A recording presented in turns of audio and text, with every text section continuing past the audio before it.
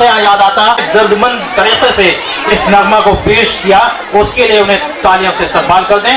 और साथ ही साथ अरशद सर जिन्होंने इस नगमा के लिए इन बच्चों को तैयार किया था, उन्हें भी तालियों से नवाज दें। दोस्तों आइए इसके बाद एक बड़ा ही दिलचस्प और मैं कहूंगा कि ये भी एक मैसेज गिविंग परफॉर्मेंस होगा। एक ड्रामा पेश किया जा रहा है, एक ड्रामा आयतुल कुर्सी पेश किया जा रहा है। दोस्तों आमतौर पे ये तासुर है और यही सच्चाई भी है कि अगर कोई शख्स, कोई मुसलमान, कोई ईमान वाला जब आयतुल कुर्सी पढ़ता है तो शैतान दूर भाग जाता है।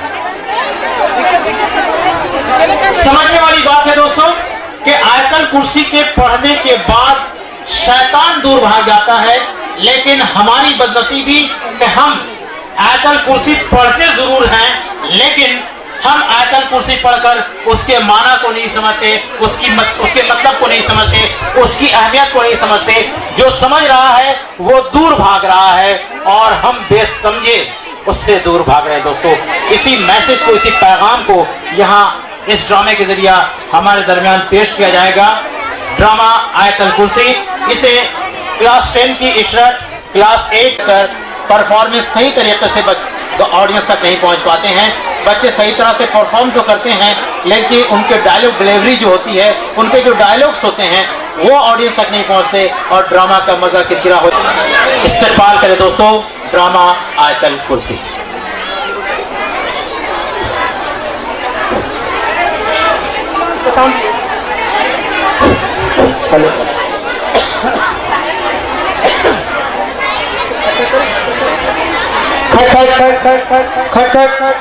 कौन? मैं मिराज अम्मी, आ रही हूँ।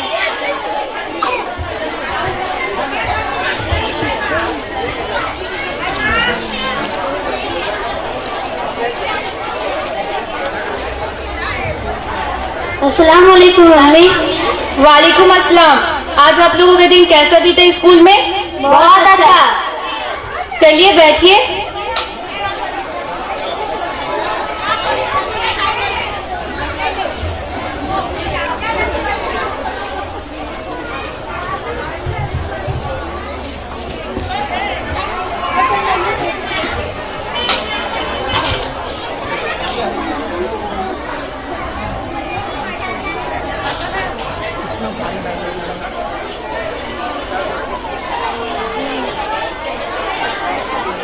मिराज, ये क्या हो रहा है तुम्हें? मिराज तुम ठीक हो? मिराज ये क्या हो रहा है तुम्हें? या अल्लाह, ये मेरे बच्चे को क्या हो रहा है? मिराज तुम ठीक हो? ये क्या हो रहा है तुम्हें? मुझसे बात करो मिराज तुम ठीक हो? मिराज ये क्या हो रहा है बेटा तुम्हें? मुझसे बात करो, ये क्या हो रहा है तुम्हें? बेटा भाई के लिए पानी लेके आइए। मिराज तुम ठीक हो? या अल्लाह, मेरे बच्चे को क्या हो रहा है? मिराज तुम ठीक हो? मिराज ये क्या हो रहा है तुम्हें? बेटा लो पानी पियो।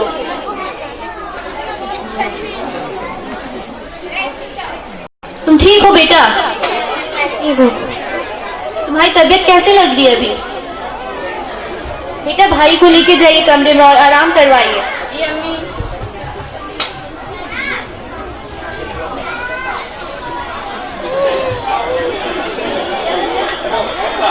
या अल्लाह, ये मेरे बच्चे को क्या हो रहा है? अभी तक तो वो ठीक था।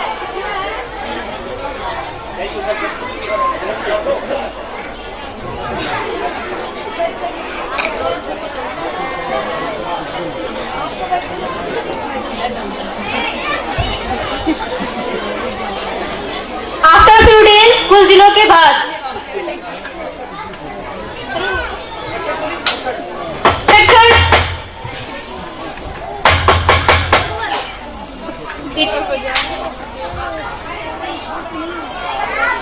बेटा शादाब, देखिए कौन आया है।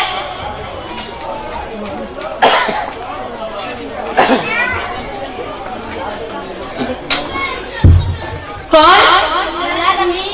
आ रही हूँ।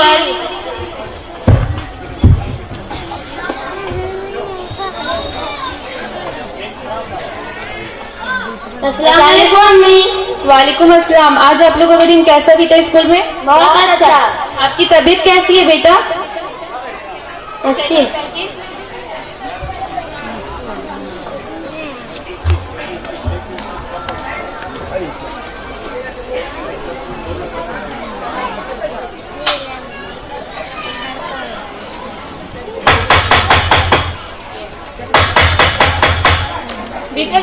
शादाब जाके देखिए कौन आया है।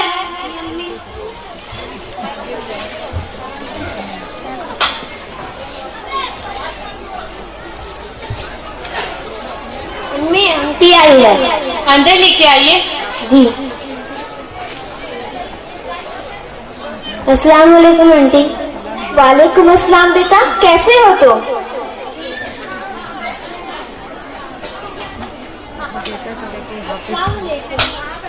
वालेकुम अस्सलाम। बैठिए ना आप। बेटा शादाब आंटी के लिए कुछ लेके आइए।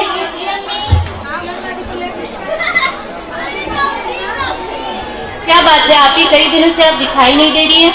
क्या बताएं, आजकल हमारे घर में औरतों का इस्तेमाल होता है जिसमें कुरान को समझकर पढ़ने की हिदायत दी जाती है और इस्लामिक तरीके से जिंदगी को गुजारने का तरीका बताया जाता है, जिसमें मुझे आप लोग से मिलने का बिल्कुल भी टाइम नहीं मिलता।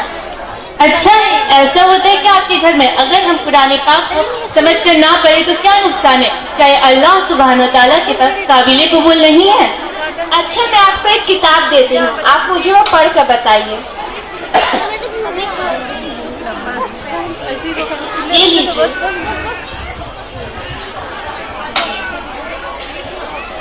अच्छा, ये इंग्लिश की किताब, मुझे इंग्लिश पढ़नी आती है। My cousin murder came running down the road. I am not worried about you. He's protect. मुझे कुछ समझ में नहीं आ रही है। आप तो कह रही थी आपको पढ़ना आता है, फिर क्या हुआ? मुझे पढ़नी आती है लेकिन मुझे कुछ समझ में नहीं आ रही है। तो आप ही बताइए कि अल्लाह की किताब को बगैर समझे पढ़ेंगे तो क्या ये चलेगा, जिसके अंदर अल्लाह का फरमान, अहकामात और हिकमत भरी बातें हैं और आखिरत के लिए बेहतरीन बातें हैं। और ये किताब हमारे लिए तो भेजी गई है और तकरीबन 1450 सालों से इसकी हिफाजत की गई है।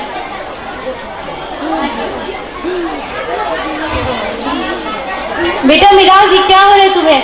मिराज तुम ठीक हो? या अल्लाह, ये मेरे बच्चे को क्या हो रहा है? मिराज तुम ठीक हो? मिराज ये क्या हो रहा है? देखिए ना, आप कई दिनों से इसी तरह की हरकतें कर रहे हैं, मुझे कुछ समझ नहीं आ रहा मैं क्या करूं। कोई बात नहीं बहन, मैं कुरान की आयत पढ़कर दम कर देती हूँ।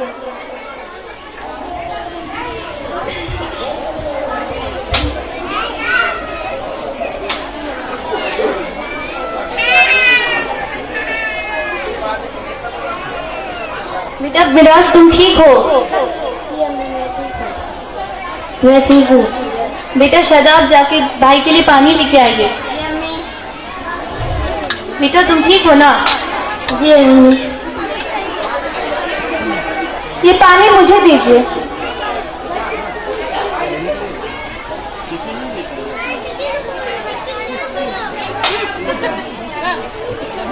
जी आप उसे पिला दीजिए, इंशाल्लाह वो ठीक हो जाएगा। बेटा अब तुम ठीक हो?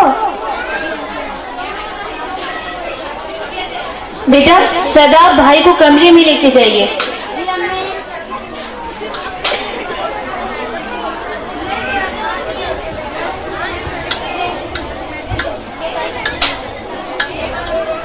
भाई को अच्छे से लेके जाइएगा। आइए ना, आप ही बैठिए ना।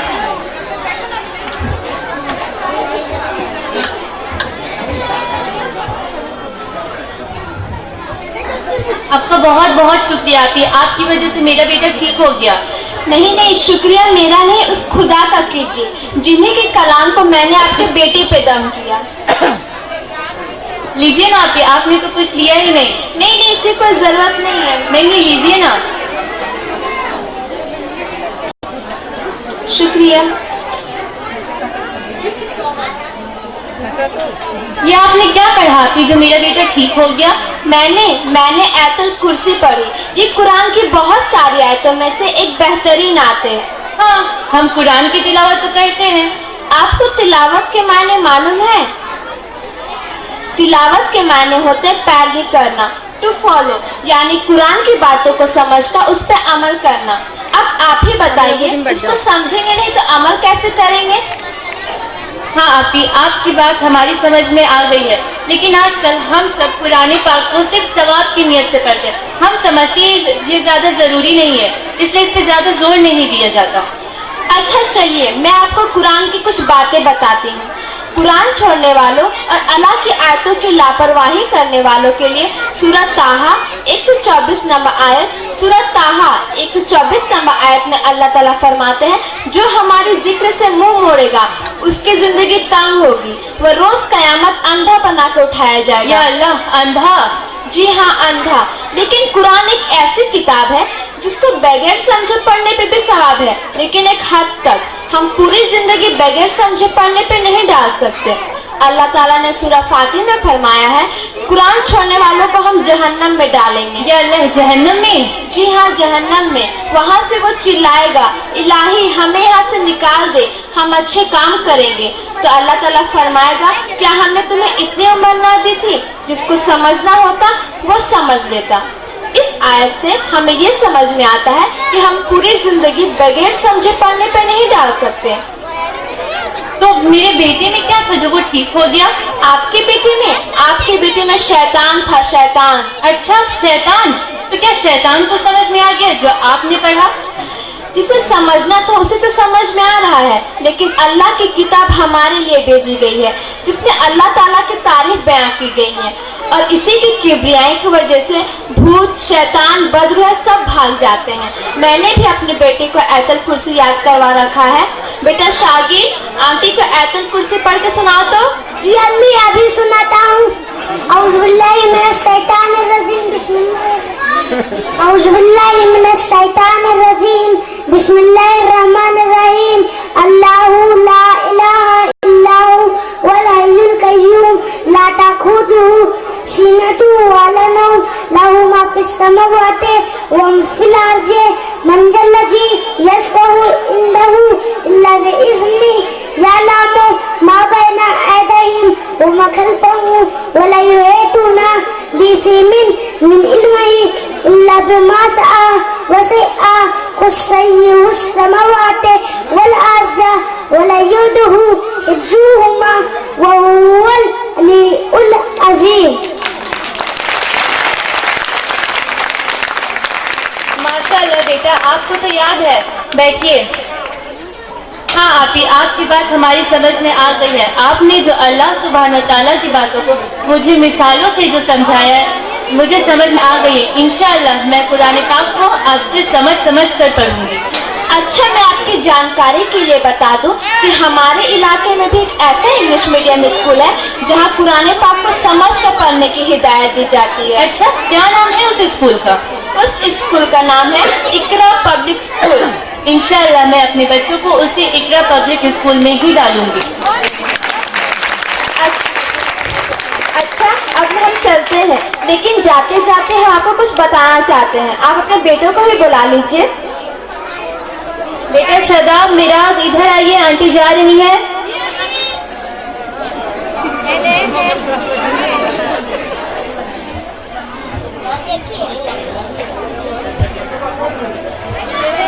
उम्मीद करती हूँ आप सबको कुरान पाक की बात समझ में आ गई है। अब चलिए हम सब मिलके आप सबको समझाते हैं। कुरान पाक के हमारे ऊपर 5 हुकूक है। नंबर 1, कुरान पर ईमान लाना। नंबर 2, कुरान पाक को पढ़ना। नंबर 3, कुरान पाक को समझना। नंबर 4, कुरान पाक की दावत को आम करना। नंबर 5, कुरान पाक पर अमल करना।